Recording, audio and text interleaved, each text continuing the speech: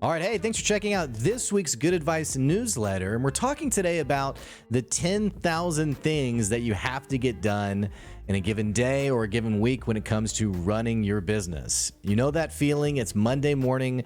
You have a to-do list that's a mile long. And as Tuesday, Wednesday, Thursday rolls around, you look at that list again and somehow you haven't made any progress. In fact, maybe the list has actually gotten longer.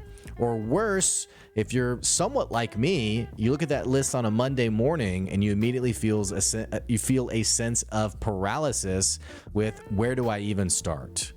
I think this is a topic of conversation that often gets oversimplified, where people say things like, well, just work on the things that are most important for your business. Because a lot of times you can't really tell what is most important. In fact, more often than not, if you're the business owner, it all feels pretty important. If you're running a business, you already kind of know the things that really don't matter.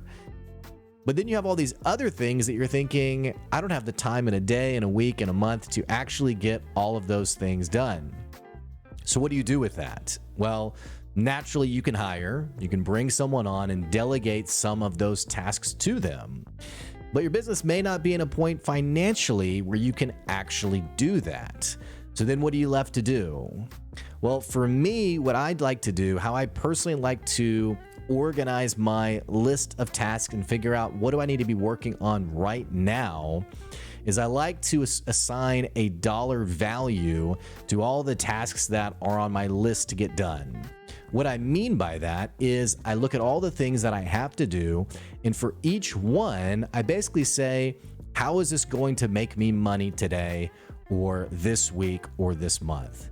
And if it's not going to make me money, it's probably not worth me doing.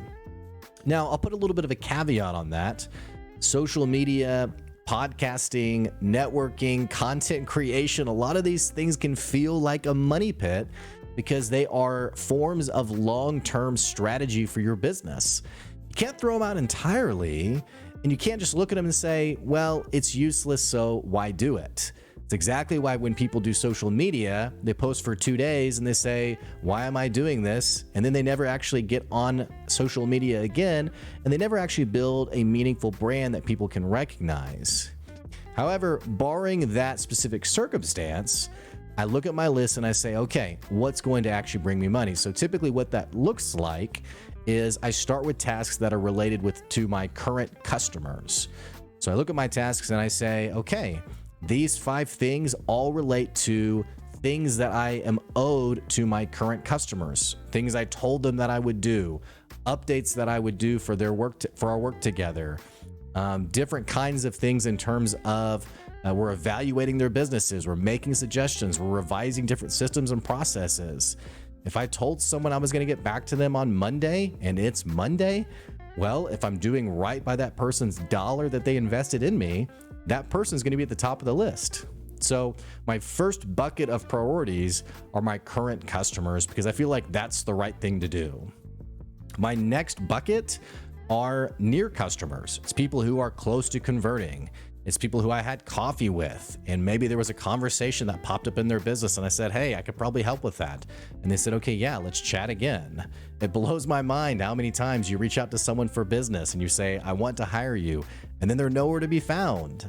I think it's because people simply don't know how to prioritize and they let those things fall by the wayside.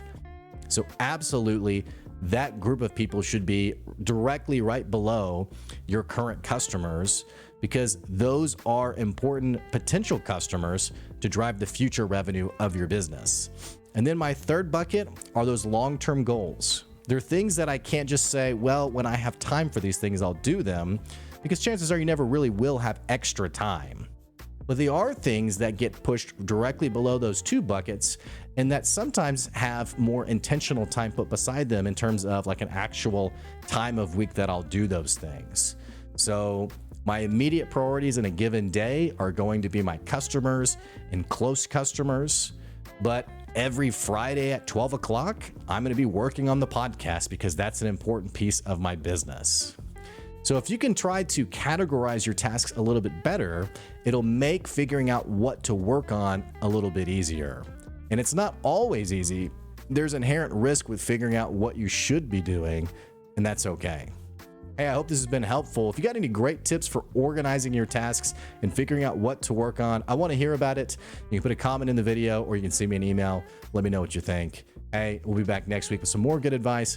Don't forget to check out the podcast. We got our top 10 most downloaded episodes updating week after week. Check that out. We'll catch you later. That's today's good advice. See ya.